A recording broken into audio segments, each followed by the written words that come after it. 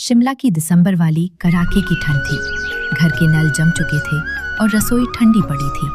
दिनेश रजाई में दुबके हुए चिल्लाया, अरे कोई चाय पिला दो, हाथ पैर पत्थर हो रहे हैं। तभी नीता ने दूसरे कमरे से जवाब दिया, भाई साहब, सिलेंडर खत्म है और नल से पानी नहीं आ रहा। आज तो चाय भी नसीब नहीं होगी। नीता ने भी रजाई तान ली। हाँ माँ जी, आज तो रजाई से निकलते ही मैं जम जाऊंगी।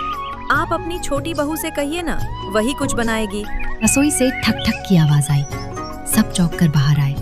देखा तो दादी सरस्वती पुराना मिट्टी का चूल्हा आंगन में रख रही थी।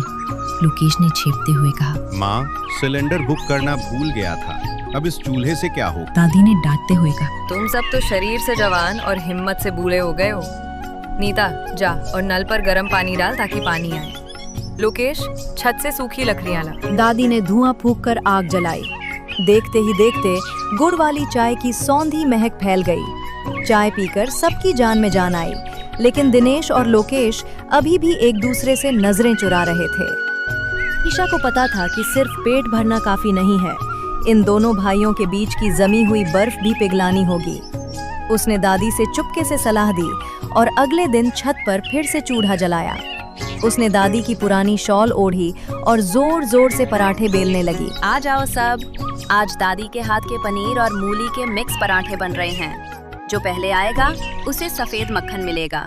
खुशबू ऐसी थी कि लोकेश और दिनेश खुद को रोक नहीं पाए और छत पर पहुंच गए। ईशा ने जानबूझकर दोनों को एक ही चटाई पर बिठाया।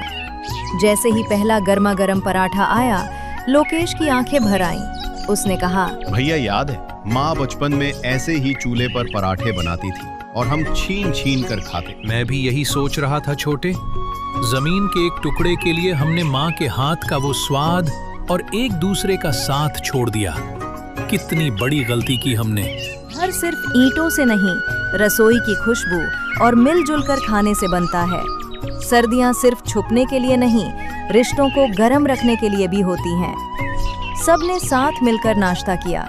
रसोई का धुआं तो मिट गया था, लेकिन प्यार की महक पूरे शिमला के उस छोटे से घर में बस गई थी।